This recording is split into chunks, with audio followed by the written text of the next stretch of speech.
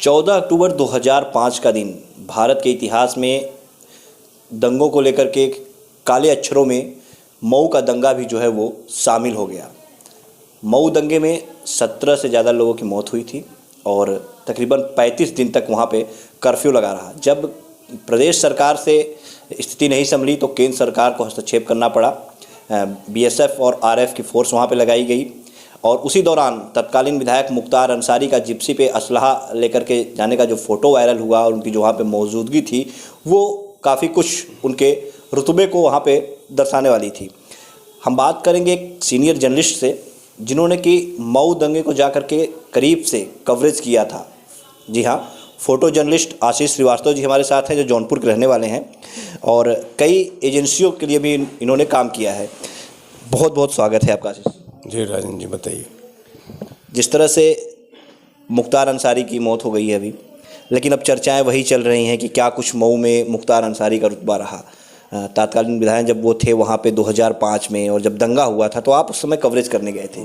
क्या कुछ आपने देखा था उस समय, क्या दृश्य था, ज़रा उसके बारे में बताइए। देखिए, मुख्तार अंसारी का तो रुतबा था ही और जौनपुर जनपद में भी उसके आगमन पर हम लोग कवरेज करते थे। उसमें एक फ़ोटो हमारे फेसबुक वॉल पे भी है और उसमें मुख्तार अंसारी जो है, जैसा कि बहुचर्चित थे पूरे प्रदेश में कि 786 नंबर की गाड़ियां लेके चलते थे। उस समय टाटा सफारी का ज़माना था और डार्क ब्राउन कलर की गाड़ियां हुआ करती थी और उसमें शाही पुल पे, जौनपुर के शाही पुल पर वो हाथ हिलाते हुए इस तरह से काफ़िला जा रहा था। तो उस समय की एक तस्वीर मैंने निकाल किया था और संभवतः उसके बाद ही की ही ये घटना है जो मऊ दंगा होता है। तो चूँकि हम एक राष्ट्रीय अखबार से भी जुड़े हैं और उस दौरान हम 2005 की अगर बात करें मऊ दंगे की, तो मऊ दंगे में के पहले जो 14 तारीख को, जैसा आप बता रहे हैं 14 अक्टूबर को घटना होती है, तो 14 अक्टूबर को घटना होती है। 15 अक्टूबर को मुख्तार अंसारी खुली जिप्सी पर कुछ अंगरक्षकों के साथ, अभी मैं फ़ोटो देख रहा था ध्यान से, चूँकि पुरानी बात थी तो बहुत कुछ आदमी 20 सालों में भूल जाता है। तो मैं देख रहा था कि उस अंगरक्षकों के साथ साथ एक आध प्राइवेट आदमी भी दिखाई दे रहे हैं और जिप्सी है और मुख्तार अंसारी एक लबादा पहने हुए सड़क पे टहल रहे हैं और अगल बगल आग लगी हुई है, ईंटें बिखरी हुई हैं, तमाम चीज़ें इस तरह की उसमें दिखेगी आपको चाहेंगे तो मैं भी लैपटॉप पे अपने दिखा दूँगा। इसके बाद 15 अक्टूबर को जब ये सब घटना वहाँ मऊ में होती रहती है और इसकी तस्वीरें पूरे देश में वायरल होती है, इसके बाद 15 ही को मेरे पास एजेंसी फ्रांस प्रेसेस से एक फ़ोन आता है जिसके लिए मैं काम करता हूँ। तो वो फ़ोन आता है कि वहाँ पे एक फेफना में नौका दुर्घटना हो गई है बलिया में और उसको आप रेस्क्यू ऑपरेशन, चूँकि लंबा है, 100 लोगों की वहाँ डेथ हो गई थी, तो रेस्क्यू ऑपरेशन नेक्स्ट डे तक चलना था। तो उसके लिए हम गए थे यहाँ से। तो मैं 16 तारीख को सुबह यहाँ से 5-6 बजे के लगभग, 5 बजे के लगभग मैं निकला भोर में और जौनपुर से चंदवक होते हुए गाजीपुर में गया। गाजीपुर के बाद मैं किसी तरह से फेफना उस लोकेशन पे पहुँचा और वहाँ पे सारी कवरेज मैंने किया। फ़ोटो के साथ डेड बॉडीज़ निकाली जा रही थी, वो सब फ़ोटो सबमिट करके। उस ज़माने में इंटरनेट साइबर कैफ़े नहीं था, वो कहीं होता भी था तो बहुत शहर के मुख्यालय पे कहीं एक आध जगह होता था। तो मैं पीसीओ होता था, पीसीओ बूथ होते थे, वहाँ से इंटरनेट कनेक्ट करके किसी तरह से हम लोग फ़ोटो सबमिट करके फिर वहाँ से मैं 9:30-10 बजे के लगभग दिन के 16 तारीख को ही मैं फिर डिसाइड करता हूँ कि थोड़ा मऊ दंगा भी देख लिया जाए कि क्या स्थिति है, वहाँ भी कुछ पिक्चर्स मिल जाएँ जो न्यूज़ एजेंसी में जा सकें। तो उसके लिए मैं वहाँ पर गया था। तो मैं जैसे ही मऊ के फेफना से जो रास्ता था, लोगों से पूछ करके मैं मऊ की तरफ जब पहुंचा हूं, फिर मऊ शहर में एंट्री के समय मुझे लगा कि यही हो सकता है कि चूँकि अब दंगा प्रभावित क्षेत्र था तो चारों तरफ शांति थी, कोई बताने वाला नहीं था। तो जब मैं एंट्री लेता हूँ मऊ में तो वहाँ पे एक तेंदू के पत्ते का गोदाम या बीड़ी बनाने की फैक्ट्री वहाँ शायद बहुत सारी होंगी, हम फिर तो कभी मऊ गए नहीं। तो वहाँ पे फायर सर्विस के लोग कुछ 1-2 सिपाही उसको बुझा रहे थे। मतलब जहाँ भी जिधर भी मैं देख रहा था तो जैसे लग रहा था एक प्रशासनिक ढीलापन जो कि मुझे दिखाई दे रहा था। खैर मैंने उसकी फ़ोटो ले ली कि मैंने सोचा पता नहीं आगे कुछ मिलेगा या नहीं मिलेगा। मेरा कर्फ्यू पास कोई नहीं था। तो मेरे एक सहयोगी थे मऊ में, उन्होंने कहा था कि आइए आप, हम पास की व्यवस्था कर देंगे। तो मैं फिर आगे बढ़ा थोड़ा, तो डर तो था ही कि एक्चुअली कि कोई उसमें कोई मेरे पास कोई पास भी नहीं है और इस तरह से हम अंदर जा रहे हैं। तो वहाँ पे मुझे रैपिड एक्शन फोर्स वाले मिले, तो वो पैदल ही मार्च कर रहे थे। उन लोगों ने रोका और फिर कहा कि आपका कोई आईडी दिखाइए। तो मैंने आईडी दिखाया, एक आइडेंटिटी कार्ड था मेरे पास, तो मैंने दिखाया तो उन लोगों ने जाने दिया।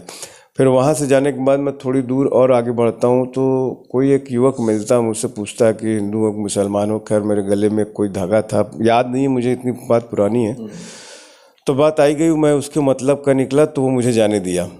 फिर उसके बाद मैं चेक कर रहा था कि आप क्या हैं। आप क्या हैं, हाँ ये चेक कर रहा था। तो मुझे लगा, मुझे डर तो लगा एक बार कि भाई ये क्या मामला है कि इस तरह से पूछा जा रहा है। और फिर उसके बाद मेरा था कि मुझे आइडिया लगा था कि यहाँ पे कुछ घायल वहाँ पे जिला अस्पताल में होंगे, उनकी तस्वीर मांगी जा रही थी। तो एसोसिएटेड प्रेस में जो अमेरिका की न्यूज़ एजेंसी है, एक फ़ोटो उसमें जारी हुई है, एक दो फोटो उसमें जारी हुई थी, वो बाई नेम मेरी जारी हुई थी। मतलब आपकी खींची हुई हाँ, मेरी खींची हुई, जो अस्पताल की थी, जो गोली से घायल थे, उसमें मेरी खींची हुई जो फोटो थी वो सब जारी हुई थी बाद में, उसी दिन सेम डे वो जारी होती है। तो वो जब अंदर हम गए तो उसको देखे कि मतलब जैसे ही अस्पताल पहुंचते हैं कि अस्पताल खोजा जाए कहाँ है, अस्पताल पहुंचते हैं तो अस्पताल में हम देखते हैं कि लखनऊ से एक दो मीडिया के लोग आए हुए हैं। और वो भी मतलब डरे ही हुए हैं कि मतलब उनके चेहरे पे भी लग रहा था कि कोई प्रशासनिक मदद या कुछ इस तरह नहीं है, अपने भरोसे ही जो कुछ कर रहे थे। वहाँ पे एक पोर्टिको था, उसमें दोनों तरफ सीमेंटेड सीट बनी हुई थी और उस पर डेड बॉडी रखी हुई थी दो, उसमें से ब्लीडिंग हो रही थी, दोनों तरफ से बंधा हुआ था डेड बॉडी, ब्लीडिंग, कोई उसको देखने वाला नहीं था, कोई जिंदा इंसान तो दिखाई नहीं दे रहा था। फिर अंदर में गया तो एक देखा कमरा, उसमें बाहर से दरवाजा, तो मैंने उत्सुकता बस खोला कि भाई मरीज कोई इसमें तो नहीं है, कोई घायल इसमें तो नहीं है। जब खोलते हैं तो देखते हैं कि उसमें पूरे डॉक्टर्स और नर्सिंग स्टाफ बैठा हुआ है और बिल्कुल कोई चूं तक नहीं कर रहा था। फिर मैंने वैसे ही उसको बंद कर दिया। मतलब सब डरे समय बैठे हुए थे पूरा स्टाफ। ये लग रहा था कि हाँ यहाँ पे ये कमांड है कि कुछ नहीं करना है, न्यूट्रल रहो, ऐसा कुछ लग रहा था वहाँ पे। फिर उसके बाद जो है मैं बिल्डिंग में पीछे गया तो लोग थोड़ा सा एक ही समुदाय के मुझे लोग ज़्यादातर दिखाई दिए और सब गोली से घायल। एक 10 साल का बच्चा था जिसकी फ़ोटो मैं बता रहा हूँ कि जारी हुई थी, और बहुत से लोग घायल थे, सभी की तस्वीरें मैंने लिया और कुछ बातें भी की उनसे। फिर उसके बाद मैं वहाँ से निकला। वहाँ से निकलने के बाद मैं फिर आया उस दफ्तर में, मैंने कुछ इंतज़ार किया कि मैंने कहा अब चलो इतना रिस्क लिए बहुत हुआ, अब थोड़ा सा पास मिल जाता तो फिर मैं और कहीं निकलता। तो जिस मोहल्ले में वो दफ्तर था वहाँ से थोड़ी ही दूर पे लोग, एक ट्रक में पुलिस की गाड़ी थी, वहाँ पे भर के जा रहे थे। तो मैंने वो फ़ोटो लिया तो उसमें सब एक ही समुदाय, हिंदू समुदाय के लोग थे, और उन लोगों ने फ़ोटो लेते ही एक रिएक्शन दिया मुझे कि भाई ये आप मत करिए, क्योंकि इससे ये लगेगा कि हम लोग यहाँ से पलायन होकर जा रहे हैं। एक्चुअली उनको कहीं दूसरी जगह, सुरक्षित जगह ले जाया जा रहा था, क्योंकि जब रात हो रही थी वहाँ पे तो फिर एक तबका भारी पड़ जा रहा था, फिर उससे दिक्कत हो रही थी लोगों को, तो बड़ी अराजकता की स्थिति थी। तो वहाँ के लोग जैसा बता रहे थे, जैसा हम महसूस किए। और फिर उसके बाद जो है वहाँ से जब उन लोगों ने ऐसा कहा तो मैंने कैमरा अपना बंद कर लिया कि कहीं ऐसा ना हो कि कोई रिएक्शन हो इसका ज़्यादा, कोई गलत मैसेज चला जाए।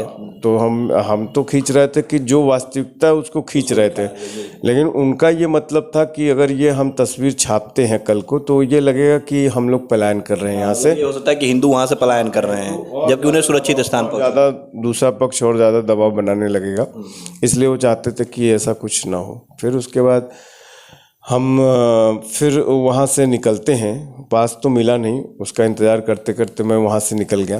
तो मैं उस इलाके को ढूंढ रहा था, जैसे मीडिया रिपोर्ट्स में एक आध जगह मैंने तस्वीर देखी थी कि दुकानों में आग लगा दी गई है, और वो इलाका कौन सा है जो कि मतलब, तो मैं ऐसे थोड़ा बहुत आगे बढ़ते बढ़ते मैंने देखा रैपिड एक्शन की फोर्स एक जगह बैठी हुई है, कुछ पुलिस के जवान, उसमें ज़्यादातर होमगार्ड या इस तरह के लोग लगाए हुए थे। सीओ स्तर के जौनपुर की पुलिस भी मुझे वहाँ दिखाई दी।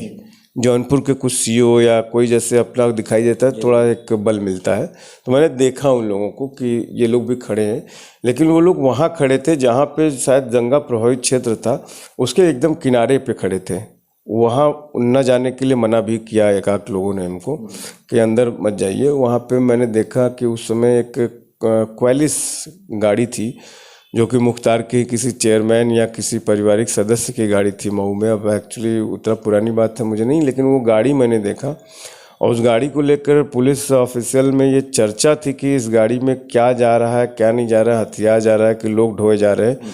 लाल बत्ती गाड़ी लगी हुई थी उस पर, और वो उसमें क्या जा रहा है उनकी हिम्मत नहीं थी कि उसको रोक करके पूछ लें कि इसमें क्या है, जबकि कोई पुलिस वाला रोक करके पूछ नहीं रहा। कोई भी इस तरह से मतलब ये नहीं था कि किसी की हिम्मत हो कि उसमें क्या जा रहा है। जैसा कर्फ्यू में होता है कि कोई भी मोबिलिटी नहीं होती है, सब पुलिस के वकील या प्रशासन के मजिस्ट्रेट ये लोग ही घूमते हैं।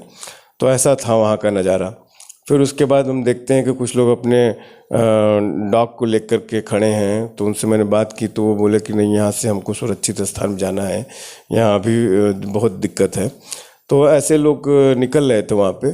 और आपको बता दें कि उस दौरान शायद आप जानते होंगे कि उस दौरान जो ट्रेनें कभी बंद नहीं हुआ करती हैं इस तरह के, हाँ, ट्रेनें भी रोक दी गई थी। प्लेटफॉर्म पे जो भी यात्री थे वहाँ पे वो कोई ट्रेन नहीं चली कुछ दिनों तक। और फिर उसके बाद ये सब सारी घटना कवर करने के बाद जब हम वहाँ से निकलते हैं तो शहर से निकलते समय भी रास्ता बताने वाला कोई नहीं कि बाहर कैसे निकलेंगे शहर से, क्योंकि हम कभी मऊ गए नहीं थे और फिर मऊ से बाहर जाने का रास्ता मुझे पता नहीं था, कोई बताने वाला नहीं। खैर मैंने अंदाज़ा लगाया कि इसी दिशा में चलते हैं। चलते चलते एक थोड़ी देर बाद एक पुल मिला और वो अंधेरा भी होता रहा होगा, आपको भी डर सताता रहा होगा। शाम को मेरा यही एम था कि मेरे एक साथी फोटोग्राफर भी आए हुए थे बनारस से, वो 15 ही तारीख को आ गए थे और उनको वहाँ पे टास्क दिया गया था कि आप सब कवर भी कर लीजिए। तो वो मेरे साथ रहे, उनका भी फ़ोटो नहीं जा पा रहा था। वो हम लोग पीसीओ में जब बैठ करके ये सारा कुछ खींचने के बाद भेज रहे थे तो उन्होंने कहा मेरा भी भेज दीजिए। तो मैंने कहा कि यार मुझे लेट हो रहा है, मैंने कुछ फ़ोटोग्राफ उनकी भेज दी और मुझे लेट हो रहा है, मैं निकल नहीं पाऊँगा, तो अब आप आगे से आप संभालिए इसको। और उसके बाद हम निकले हैं वहाँ से। तो ये वाक़या रहा कि बताने वाला रास्ता कोई नहीं था। खैर हम लोग जिस रास्ते बढ़े तो फिर वो पुल दिखा, फिर पुल से मैं 20 किलोमीटर बाद आकर के हम किसी से पूछे हैं कि रास्ता आजमगढ़ जाता है कि नहीं, तो बोले कि नहीं आजमगढ़ जाएगा। तब हम लोग जौनपुर राहत की सांस लिए कि हम लोग ऐसी जगह से निकल आए जहाँ कोई कंट्रोल नहीं था। अच्छा, जब आप वहाँ पहुँचे होंगे तो वहाँ का माहौल देखने के बाद कहीं ना कहीं आपके अंदर भी डर बन गया होगा। बिल्कुल डर था। जब वहाँ की जनता डर रही थी तो हम भी लगा होगा कि आगे गलती कर। जब मुझसे कोई एक आदमी पूछ सकता है आकर के कि आप हिंदू हो कि मुसलमान हो, तो आप डर का अंदाज़ा उसी से लगा सकते हैं कि मेरे तक पहुँच जा रहा है वो आदमी, तो इसका मतलब कहीं फ्री होल्ड है, तभी तो पहुँच, कर्फ्यू भी लगा हुआ था वहाँ, तभी तो पहुँच जा रहा है। तो इससे आप डर का अंदाज़ा लगा सकते हैं कि आपका कोई ना हो उस ज़िले में और फिर आप वहाँ पे अपने कार्य करने के लिए गए हुए हैं इस तरह से, और आपसे कोई ये सवाल कर दे और वहाँ कोई प्रशासनिक व्यवस्था आपको दिखाई न दे आपको आपके पास, तो आप क्या सोचेंगे इससे, क्या समझ? मुझे लगता है कि आपके कार्यकाल के दौरान जब से आप जर्नलिज्म कर रहे हैं, ये एक ऐसा पहला दंगा ये रहा होगा जो आपने कवर किया वहाँ पे। दंगे के रूप में तो ये पहला था और बहुत चैलेंजेस तो बहुत आते गए। परीक्षाओं में लोगों ने कैमरे ले लिए, छीन लिए, जब रंगे हाथ नकल कराते पकड़े गए। तो बहुत सारी ऐसी घटनाएं हैं। लेकिन इन सब घटनाओं में उतना डर नहीं लगा होगा जितना मऊ दंगे में रहा। मऊ दंगे में क्या है कि एक अलग तरह का भय था ना, एक कोई शासन कंट्रोल नहीं कर रहा था, कोई माफिया उस इलाके को कंट्रोल कर रहा था। तो एक अलग माहौल था और माहौल ये था कि आप समझ लीजिए कि संभवतः जब मुख्तार अंसारी पे आरोप लगा और वो गाजीपुर की ही जेल में रखे गए होंगे, और आप समझ सकते हैं कि गाजीपुर की जेलों में कितनी कहानियाँ उनकी बनी हैं कि तालाब खुदवा दिया अपनी मछली खाने के लिए, क्या क्या अपने रंग में पूरा रंगवा देते थे, पूरा जेलर और अधिकारी तक खौफ खाते थे। तो आम जनता की क्या बिसात है। बहुत बहुत धन्यवाद आशीष जी हमारे साथ जुड़ने के लिए। तो ये फ़ोटो जर्नलिस्ट आशीष श्रीवास्तव जी हैं जिन्होंने बताया कि मऊ दंगे को इन्होंने जाके वहाँ पे कवर किया था और क्या कुछ वहाँ पे मंजर था, वो कितना भयानक था। इन्होंने जो बताया वो सुनने के बाद निश्चित तौर पे आपकी भी रूह जो है वो काँप उठेगी। फ़िलहाल मुख्तार अंसारी की जो है मौत हो गई है और अब तमाम जो किस्से हैं मुख्तार अंसारी के वो सामने आने शुरू हो गए। इसी में एक मऊ दंगा का ये किस्सा था जिसे हमने आपके सामने लाया। कैसा लगा कमेंट बॉक्स में ज़रूर बताइएगा।